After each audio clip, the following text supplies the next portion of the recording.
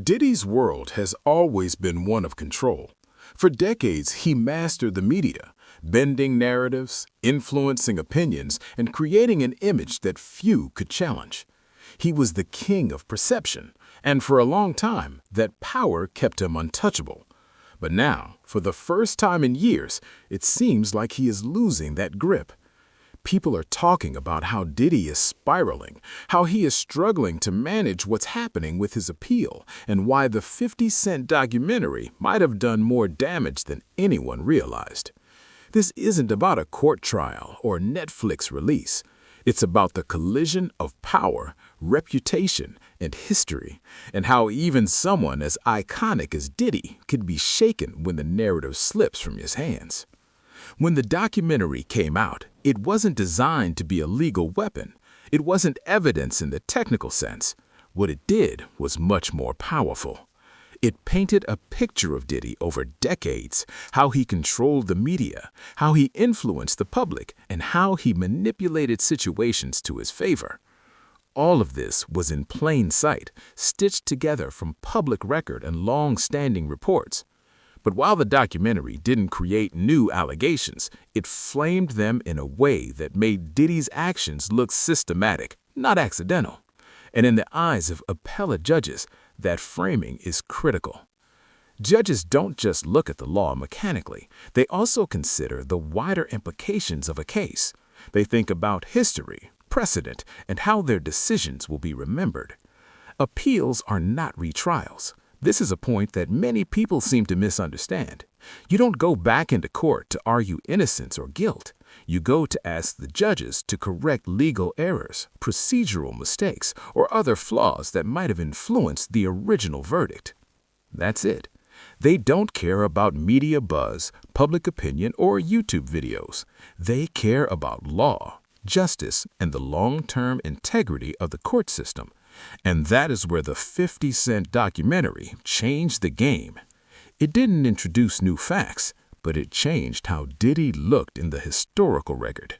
It transformed him from a defendant with claims of unfair treatment into a figure who has been manipulating, controlling, and playing the system for decades.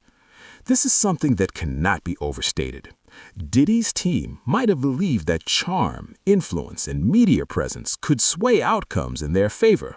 That strategy worked when he was seen as untouchable, when judges and officials might have believed he was simply a powerful figure being unfairly targeted. But once the documentary reframed him as someone who used power to manipulate everyone around him, those same judges now see a risk in intervening. Reversing a verdict or easing consequences for someone who looks like a long-time manipulator is risky professionally, politically, and historically. No judge wants to be remembered as the one who let a powerful, controlling figure escape accountability. The documentary also made Diddy appear far more exposed than he might have imagined. Judges consider not just the law, but the context and consequences of their decisions. They think about the people who might come forward later, the impact on victims, and the precedent it sets. With the documentary showing patterns of behavior stretching back decades, Diddy became a symbol of systemic manipulation. The Second Circuit, which oversees appeals in this jurisdiction, is known for carefully scrutinizing reputations and long-term implications. It is not a court that will easily bend to public pressure or sentiment. The documentary highlighted just how dangerous it would be for anyone to support him without risking their professional credibility. One of the most fascinating aspects of this situation is how 50 Cent's role comes into play. On the surface, the documentary seems like a form of entertainment, a way to generate buzz and grab attention, but strategically, it served a deeper purpose. By keeping the public conversation alive, by maintaining pressure on Diddy, 50 Cent ensured that this case remains socially and morally costly. Even if judges do not scroll Instagram or check YouTube for legal advice, they are aware of how a defendant is perceived. A person seen as radioactive in public opinion can quickly become a liability in the eyes of the court. The social and reputational pressure created by the documentary made the environment around Diddy one where leniency became much harder to justify. Diddy's reaction to this is also telling. He is reportedly flustered, frustrated, and desperate to regain control over a narrative that has always been his strength. For someone who built an empire on managing perception, losing that control is terrifying. He's used to being able to shape opinions, intimidate, and silence dissent. The documentary took all of that away. It showed the world the patterns that had always existed, and now, instead of controlling the story, he is being defined by it. The appeals process is not forgiving for someone who appears manipulative or out of control. Judges want to protect the institution, maintain historical integrity, and avoid being tied to decisions that might look wrong decades later. Diddy's situation is now risky for anyone who might consider intervening on his behalf. Another critical factor in this discussion is the jury. Diddy's team has argued that the original jury might have been biased, unfair, or influenced by media coverage. But looking closely at the case, that argument has serious flaws. Many of the jurors were not hostile to Diddy. In fact, some were admirers of his work and influence.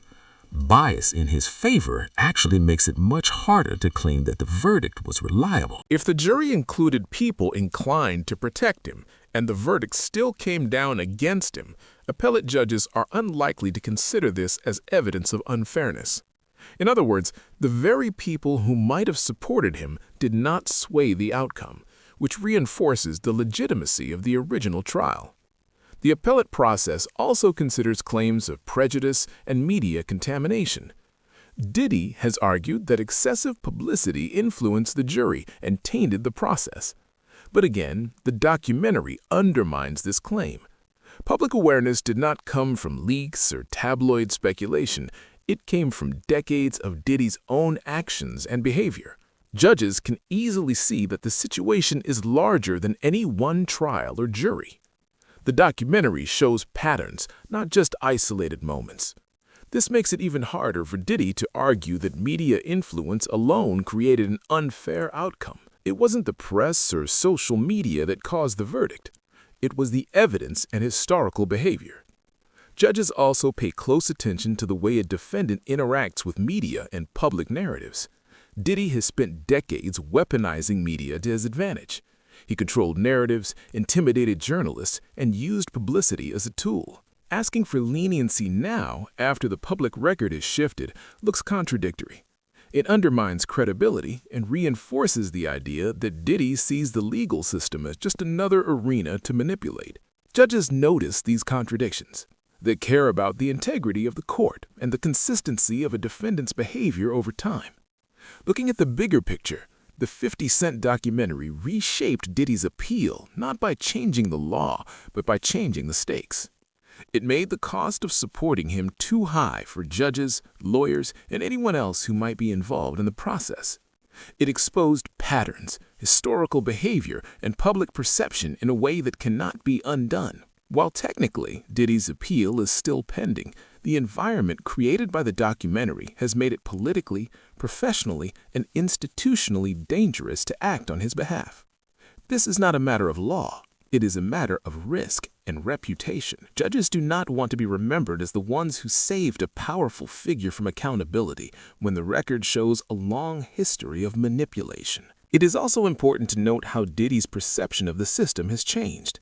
For decades, he believed that charm, influence, and media control could carry him through almost any situation.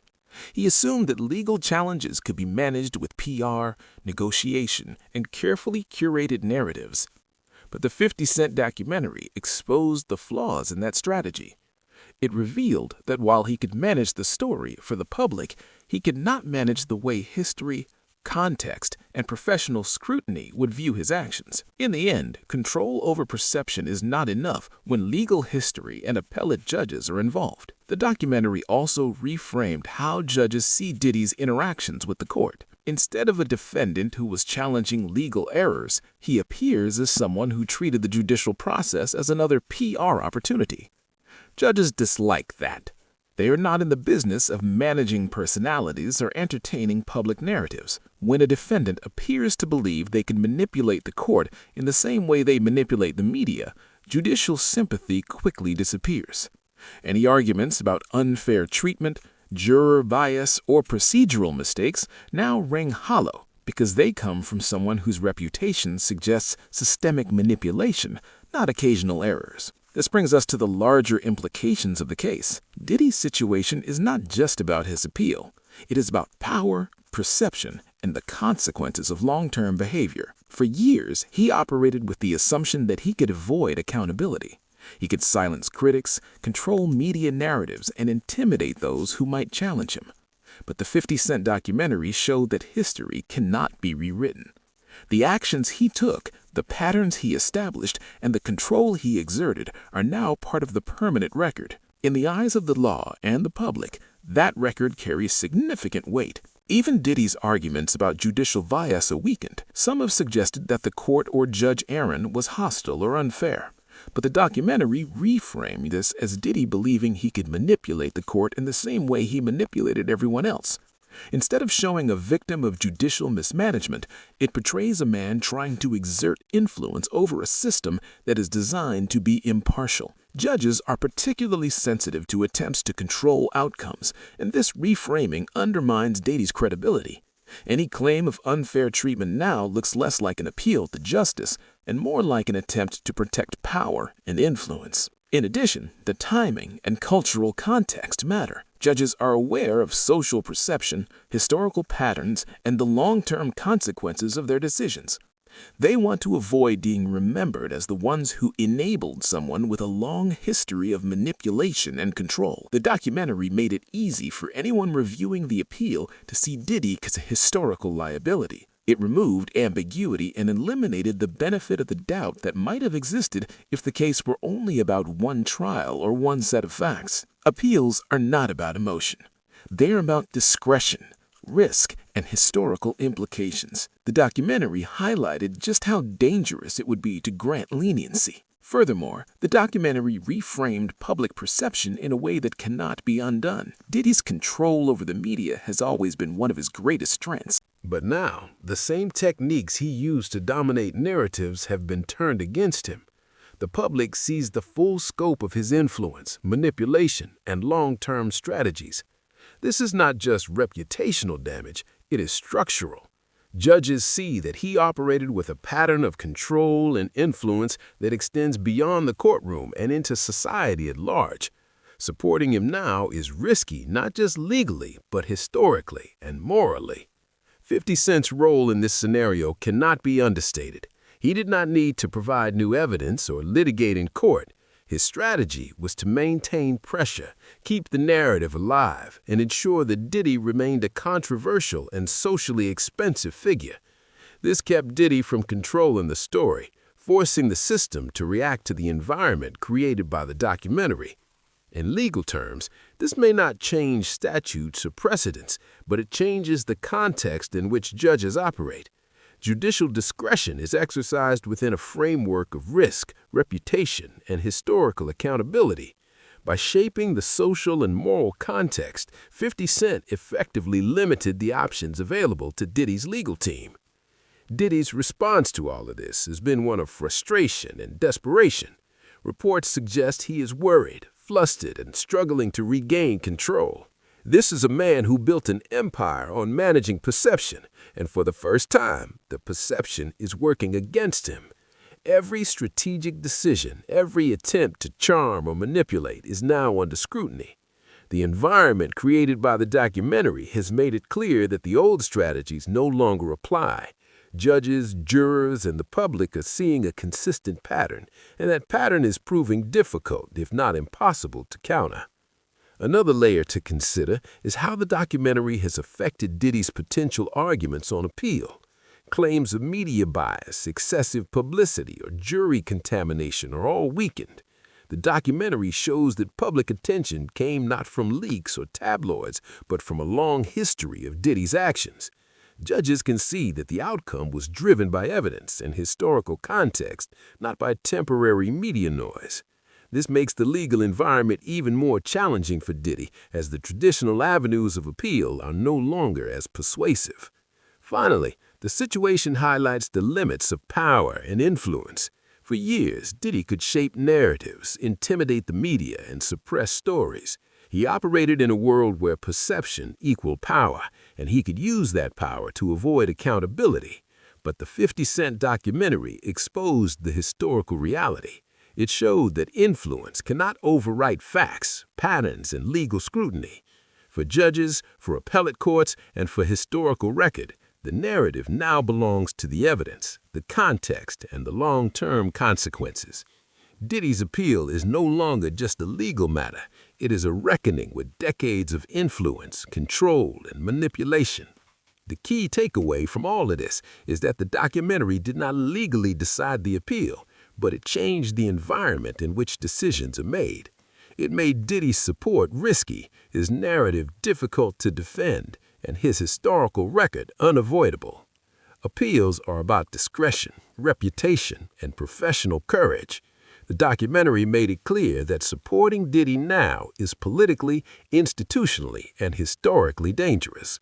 That is why he is frustrated, why he is reportedly spiraling, and why the 50 Cent documentary is seen as such a turning point in this case. From a legal perspective, the appeal remains technically possible, but the environment has changed dramatically. Judicial discretion, historical awareness, and professional reputation all weigh against Diddy now. His strategies of media control, narrative management, and public influence are less effective because the documentary reframed everything in a broader context. Instead of one trial or one moment, judges see a long-term pattern of manipulation and control. That pattern is now part of the permanent record, and it limits the options available for any legal intervention. In the end, this situation is a lesson in power, perception, and consequences. Diddy built an empire on controlling the story, but the story has outgrown him. The 50 Cent documentary, by compiling decades of behavior, reshaped public perception and judicial context alike. It did not create new facts, but it made existing facts undeniable. It did not change the law, but it changed the risk of applying discretion in Diddy's favor. And it did not guarantee an outcome, but it made the cost of supporting him higher than ever before. This is why Diddy's reaction is so intense. It is not just frustration, it is the realization that decades of influence cannot erase a pattern that is now visible to everyone, including those who make decisions about appeals. Judges are wary, professionals are cautious, and the historical record is set. The documentary did not win the case, but it created an environment where winning becomes much more difficult. In this world, power has limits and perception is permanent. In conclusion, the 50 Cent documentary reshaped the environment around Diddy's appeal in ways that go beyond law or evidence. It reframed him from a defendant seeking fairness into a historical figure whose past actions and influence make leniency risky. It highlighted systemic patterns of manipulation and control, undermining claims of bias, prejudice, or jury misconduct. And it ensured that anyone considering support for him must weigh professional, political, and historical consequences. While the appeal is technically still active, the documentary changed the stakes, and that is why Diddy is reportedly losing control, spiraling, and facing the reality that even decades of power cannot erase a pattern that is now visible to everyone, including those who make decisions about appeals. Judges are wary, professionals are cautious, and the historical record is set. The documentary did not win the case, but it created an environment where winning becomes much more difficult. In this world, power has limits, and perception is permanent. In conclusion, the 50 Cent documentary reshaped the environment around Diddy's appeal in ways that go beyond law or evidence. It reframed him from a defendant seeking fairness into a historical figure whose past actions and influence make leniency risky. It highlighted systemic patterns of manipulation and control, undermining claims of bias, prejudice, or jury misconduct. And it ensured that anyone considering support for him must weigh professional and political and historical consequences. While the appeal is technically still active, the documentary changed the stakes, and that is why Diddy is reportedly losing control, spiraling, and facing the reality that even decades of power cannot erase a pattern that is now visible to everyone, including those who make decisions about appeals. Judges are wary, professionals are cautious, and the historical record is set. The documentary did not win the case, but it created an environment where winning becomes much more difficult. In this world, power has limits and perception is permanent.